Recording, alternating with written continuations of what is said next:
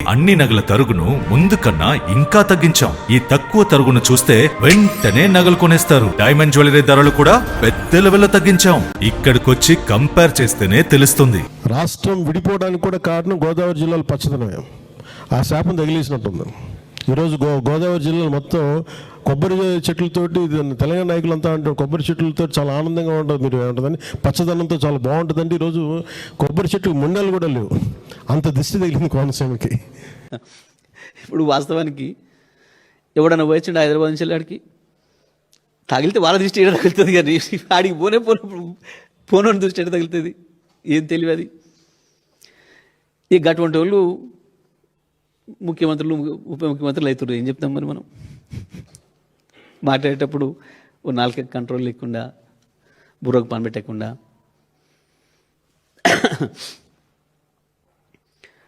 రోజు వస్తే వచ్చిపోయేటోళ్ళు వందలాది వేల మంది అక్కడి నుంచి వాళ్ళు హైదరాబాద్ను చూసేది వాళ్ళు.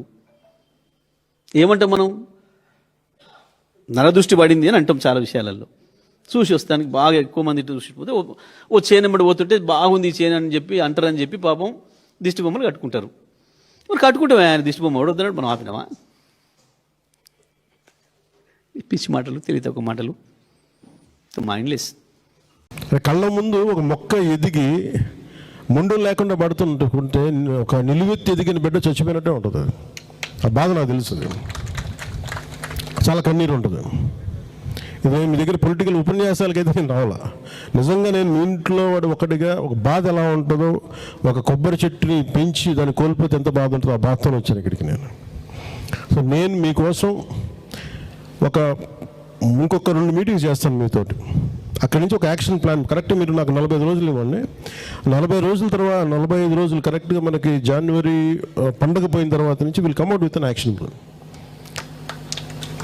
దీనికి హరీష్ కుమార్ గారు ఉన్నారు. హరీష్ కుమార్ గారితో కూడా కూర్చోబెట్టి మీది కేంద్ర ప్రభుత్వం దృష్టి కూడా పట్టుకెళ్దాం. నగల సామ్రాజ్యం పెద్దది, మన వేడుకల్లో నగల పాత్ర పెద్దది.